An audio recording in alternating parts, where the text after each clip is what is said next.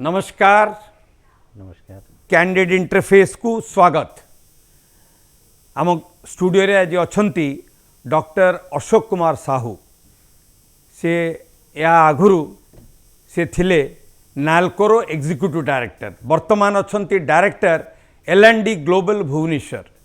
से जड़े दक्ष trainer, HR practitioner, आउ मोर देन एनीथिंग एल्स अति जड़े जहाँ कहती परफेक्ट जेंटलमैन। समस्त भल पाती, चारिआडे तांकर गोटे सुनाम अच्छी एज ए गुड जेंटलमैन। तो आपण मैंने जानती आज आमर खूब बढ़िया गोटे विषय पर आम आलोचना करूँ। से विषय है emerging challenges of HR today. खूब बढ़िया विषय। तो से विषय आम गोटे चर्चा करूँ, मंथन टिके करूँ। आपण मान निश्चित भाव में आम दर्शक बंधु उत्साहित हेबे, खुशी हेबे। डॉक्टर साहू का आमर प्रथम प्रश्न है, what are the emerging challenges corporate is facing today in the domain of HR? Thank you so much. It's a very good subject and is very apt also in the current situation. As you know that HR or human resource, what we tell, is navigating through a complex landscape, and the biggest challenge after COVID may be the talent acquisition and retention. Although there are several other challenges are there, like in this highly competitive market, you have to find out the best for getting the best result for an industry or for anywhere you are working. Now, there is also a need to find out and align the workforce in the skills that you need, and also in the fast changing technology. You have to be a tech savvy. More than that also, you have to deal with the mental and physical in challenges. any profession we need to be tech savvy, and I think also in the area of HR, Right. we need also to be very much tech savvy. That is a definitely imperative if you want to be a good professional in HR. Very right, Yeah. very right.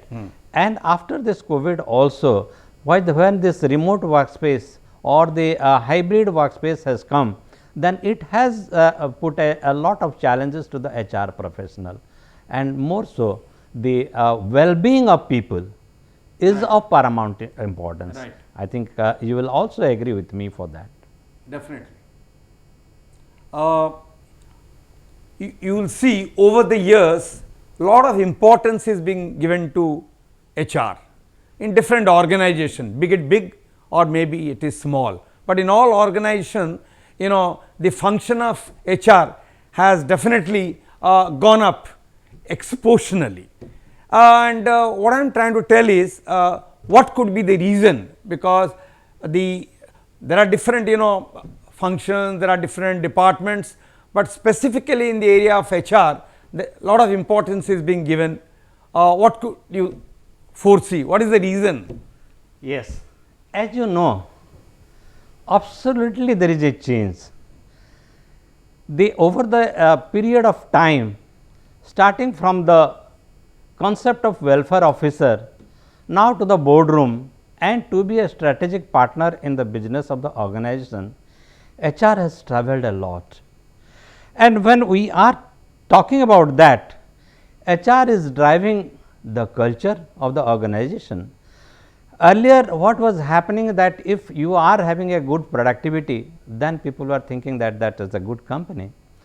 And if you are having a good technology, people are thinking that you are having in a good company. If your profit is good, then also people are thinking that it's a good company. And now the change is that it has to be growth oriented, and the culture of the organization has to be one which people would like to get attracted to work in that company. And if you see that, then HR has the biggest challenge. I fully agree with you.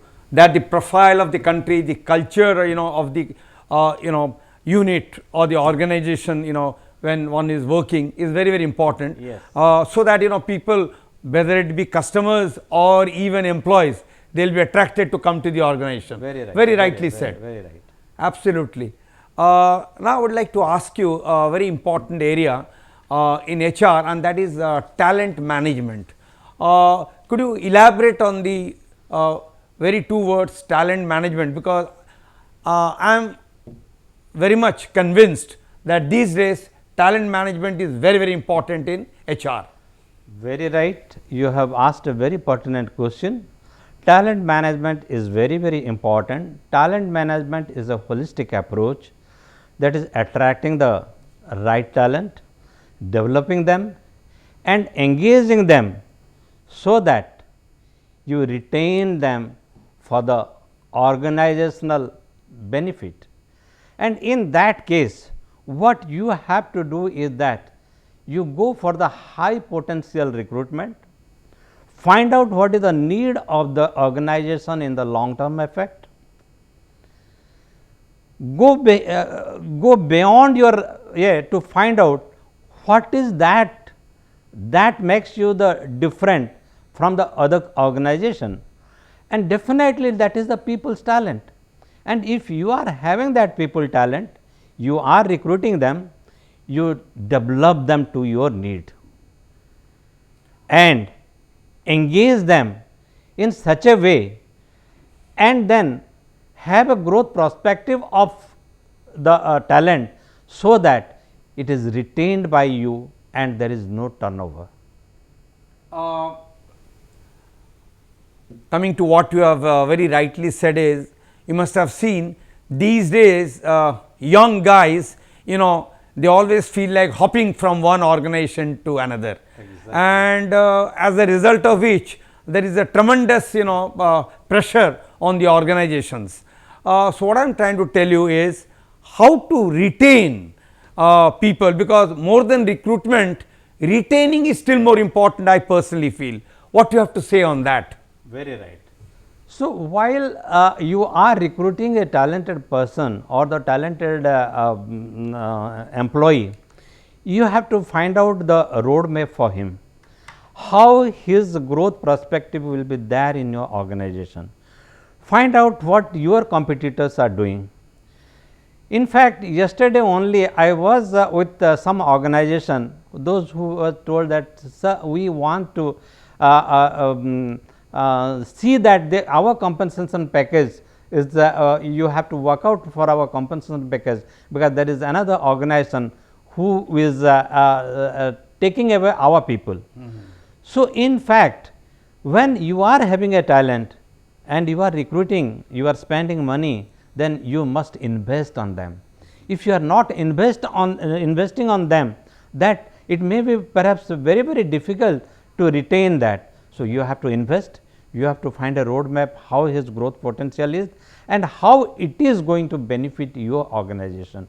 And if that is so, then definitely someone will definitely would like to work along with you. Yeah, right. One thing is very sure, that yes, what you have told is that people, young people, they like to hop from one job to other. Still, because they are the feeling that perhaps working in one organization will not give them that type of benefit of knowing the things and getting what they want. Right. So, everybody now wants, they do not want to be a part of a small thing. They want to be always, they want to be a head of a lion rather than the tail of a something else. It is exactly like that. Right. We understand you are the executive director of NALCO. Yes. Could you just elaborate on your profile in NALCO? What was your job profile like? Thank you so much for asking this question, because NALCO is very much in my heart, and although NALCO was my third organization, I started from a very basic level. I first at the commission, at the stage of construction stage, I was looking after contract labor management, Okay. then safety, Okay. and thereafter I went to recruitment, and after the so to say after the commissioning of the plant, I looked after so many other things, and the most crucial is that the industrial relations. Industrial relations. Industrial relations. Yeah, that obviously is a very important area in any organization. Yes. And it's very nice that you are handling that in NALCO. Yeah. One little thing I would just like to ask you, since how many years you have spent in NALCO? Sir, it is almost 33 plus years. Oh, 33 years is a very long time. Yes. Now, could you please share with us? I am sure our audience will feel extremely happy and elated to hear from you a very memorable day during your stint in NALCO which still lingers in your mind, something very unique, something very different. I am sure our audience will feel very happy listening to you. Yes, sir. So nice about you that you have asked that question, and I have lot of memories about NALCO, lot of challenges that we have faced at the initial stage, and one I will tell you very briefly is that perhaps it is in 1984 when the construction was going on and around 12,000 to 14,000 people are working, contract laborers are working.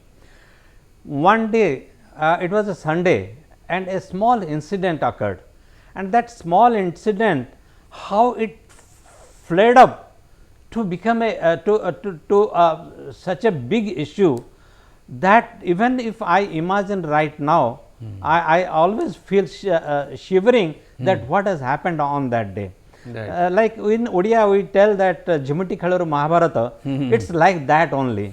On a Sunday in the Levo colony, what happened is that people were waiting for their haircut, and somebody reserved his seat by keeping a brick, and another fellow he went there and took out that, and he came ahead of him, and that flared up the issue, and that trivial thing which could have been sorted out with a mere communication, then there was a fight, and that fight took a turn because both these persons were from a different state. I see. Yeah. So it turned to a like a what do you say, a riot. Yeah, horrendous. Yes, a riot.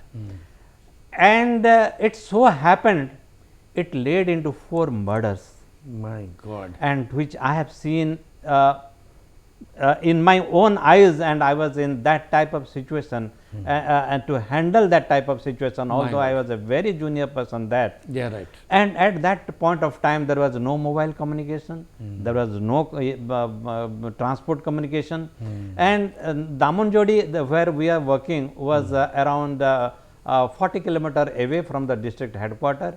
We could connect with the collector, police and all these things, and they could come, and the situation they could handle, they had handled very aptly, Yeah. and by the end of the evening the things were under control. Settle down. And in that case what has happened is that people started leaving Damanjodi. Oh, This is such a big complex, such a big project, and around 12,000 to 14,000 people Working there. working there. They started living, and people started living by walk, because there was no communication also at that point of time. And it took us for around 21 days to 1 month to bring peace. We have had a peace committee with government's intervention. So it was very difficult to bring normalcy. Very difficult, and maybe within 3 months people started coming. I see. And after coming, this the work progress was doubled, so to say. Work progress was doubled. Double, I understand. And that was so positive for the commissioning of the plant, that that helped us in completing the project on time. Oh, wonderful. So you see, such a small thing, Yeah, and yeah. what a big It took impact. a violent turn, Yes. and finally, it also contributed to the Yes, productivity and production of NALCO. So you Great. must see the positivity in everything. Yeah. we understand very recently you have taken over as the director of L&D Global Bhubaneswar chapter. What you have to say on that? Yes, sir. This L&D Global chapter is having its branches in 9 branches in the country. And Mr. Surya Prakash Mahapatra, who is the global talent head of Wipro, he is the founder. And in 2016, we started at Bhubaneswar, and I was the first madam director of that chapter. Right. We did a very good job. Wonderful. In collaborating with people, co-creating and contributing. Because that is the tagline: collaboration, co-creation and contribution. And unfortunately, at the time of COVID, the activity were little bit damp, so to say, although things were going on. Right. And again, after that, yes, I have taken again before 1 year. Perhaps we have completed only in the March 31st 1 year we have completed. How many members do you have at the moment? At the moment we have 75 members. Wonderful. And these are from HR, training, right, and banking, finance, sales, and academicians, professors, entrepreneurs, lovely, trainers, so many wide gamut wide range of people. Yes, yeah, wide range of people from different walks of life, from different walks and different professions also. Agreed, sir. Now I would like to ask you a very nice question. You will definitely appreciate. You are the executive director of NALCO. Now you are the director of L&D Global Bhubaneswar chapter. So I would like to ask a very simple question. Sir. Who is your inspiration behind all these achievements in life?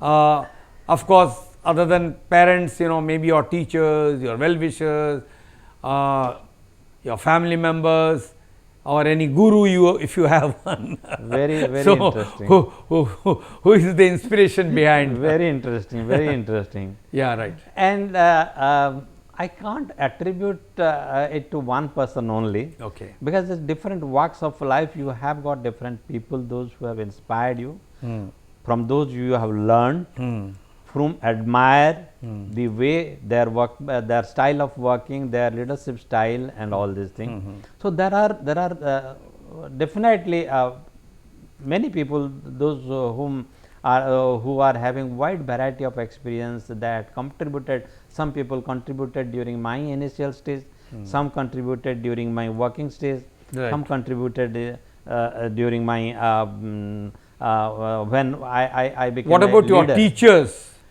How helpful they were when you were a student? Very nice, sir. It was only because of them. I am today. I am here, and it is only because of their teaching. I owe them a lot. I owe them a lot. Wonderful. It so happened that once I had met my one of my lecturer in the market at Jaipur when I was working at Damanjodi. And when I saw, I was going and there, and I immediately got down and I touched his feet. And wonderful. He told me in such a way, I told, sir, it is only because of you. If you are seeing me today at this position, it is because of you only. Wonderful. So wonderful. They are the people, those who have shaped our life. Right, wonderful. And now, what are your future plans and programs of L&D, Global Bhubaneswar? You must have conducted a few programs earlier. But what are your future plans, and what would be your contribution to the community at large, say in Odisha or particularly Bhubaneswar? Could you expand on this, please? Very right, sir. Very right. So during last 1 year, we have been having one learning session every month. Every month. Every month, with a very good speaker, and on such subject which are apt for this particular time. Right, right. Like we had gone for AI technology, we had gone for emotional intelligence, we have gone for last month we had gone for the storytelling, Right. how that storytelling telling impacts. So diversified learning. Diversified. Then we had also the a session on how women can be empowered through financial independence. Right. And another also that how this money is a psychology, how the psychology of money also we had gone. And we normally we conduct it every month, and our venue partner is Regional College of Management. We are very thankful to them. Very good. Wonderful. And what we are and as far as the community is concerned, during COVID time, perhaps we have come out, we have gone to various places. We had even those people, those who are cutting the trees, those who are setting up the electric line and all this thing. We had gone there, we had met them. We have given them snacks packets, we have given cold drinks. Those people. So there is even L&D, Global Bhubaneswar has also contributed at large, it's like to the society, like a CSR during COVID. And as far as our future role is there, what you have very aptly asked me is that we want to connect with the students now. Students particularly. Because they are the future for our community. And students, and perhaps this month only we are starting that students wing, which we have told as the youth L&D chapter, with L&D youth YL&D chapter. Right. And what we want that we have a lot of people, those who are having wider experience, very deep experience and all these things, and how they can mentor them. Wonderful. How they can guide them in their guiding the youth is very important. Guide them in every walk of their life or in their profession. That is one of the thing which, and we are going to give one. They are free to come for any of our lecture session. Besides that also, because maybe they are not in a position to come every time. Right. We would like to have once in 3 months a online program for them, maybe like SMART goal, goal Very setting, good. Wonderful, communication, conflict resolution, like that. We want to see that they grow, and once because the industry wants. It's like a campus to the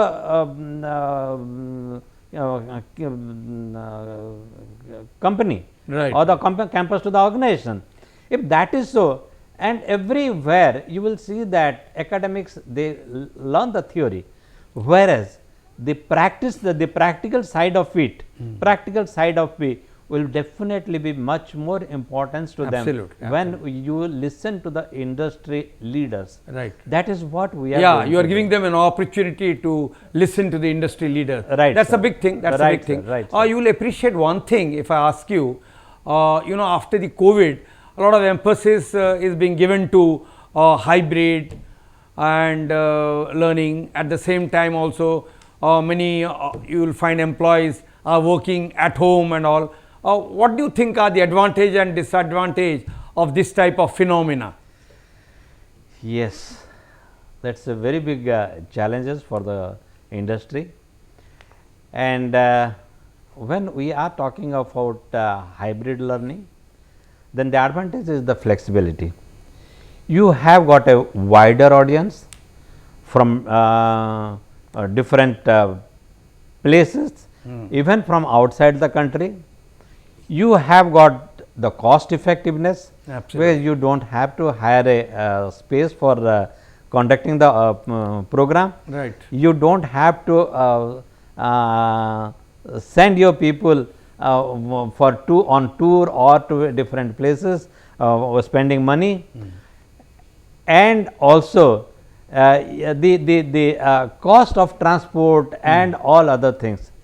And then the scalability, as I told, the scalability. You can at a time you can have some starting from 20 to 50 to 500 to 2000 also. Yeah, right. Which is not possible in physical mode. Exactly, obviously. Sir, exactly. And one more thing is that that digital resource. Once you are there, and nowadays people want, or the organizer want, that need to be recorded. Right, right. Once that is recorded also, you can play it and you can show it to your subsequent discussions subsequent also we can discussions. have.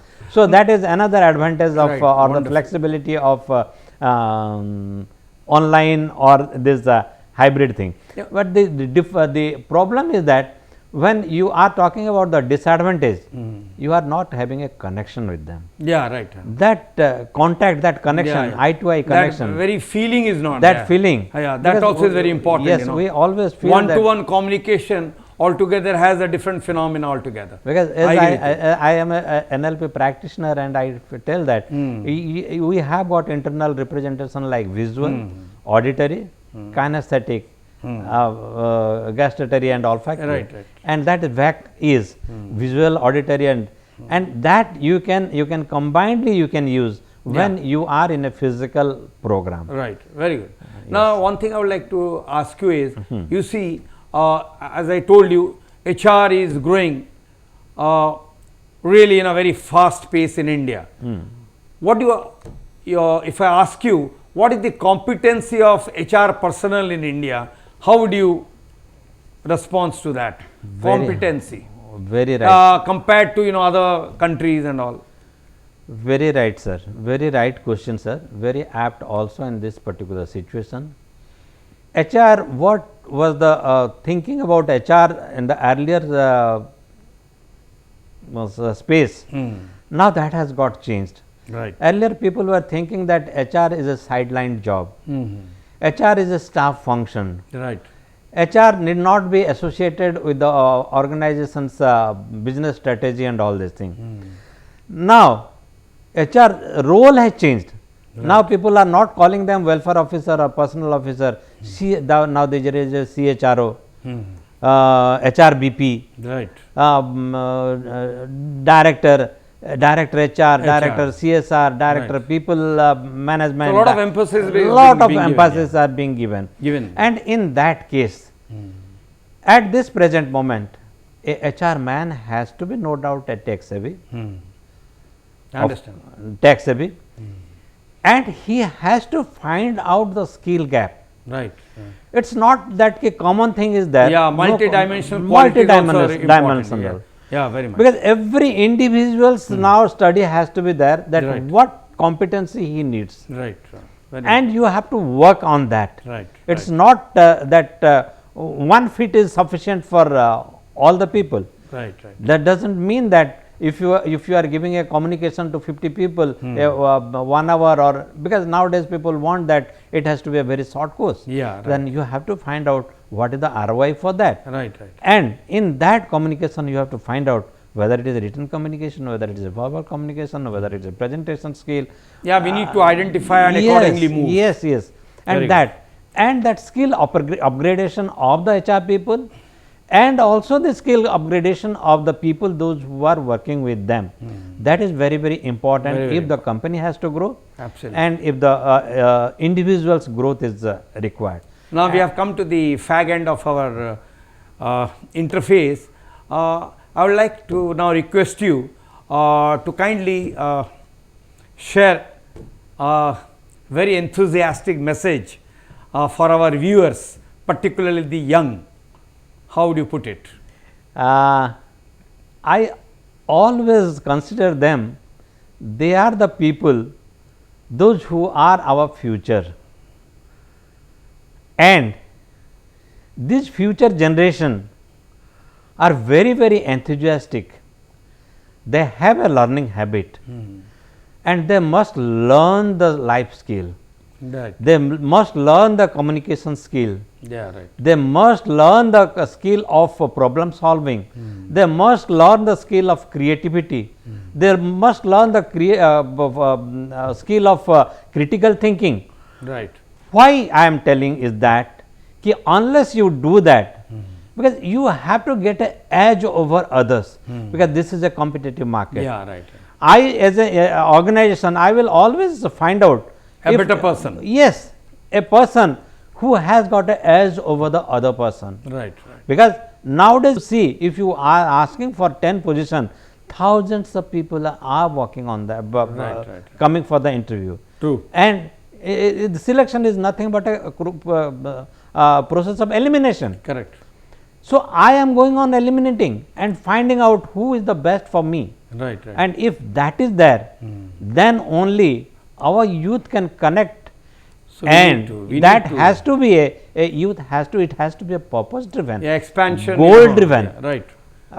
commitment Yeah, we need for to be them. goal driven. Yeah. A purpose driven commitment for them. So, thank you so much, Dr. Sahu. We had a lovely interface, and I am sure viewers must be enjoying it. Thank you so much. Thank you so much. It was a lovely Namaskar. interaction. Thank you so much, sir. Namaskar.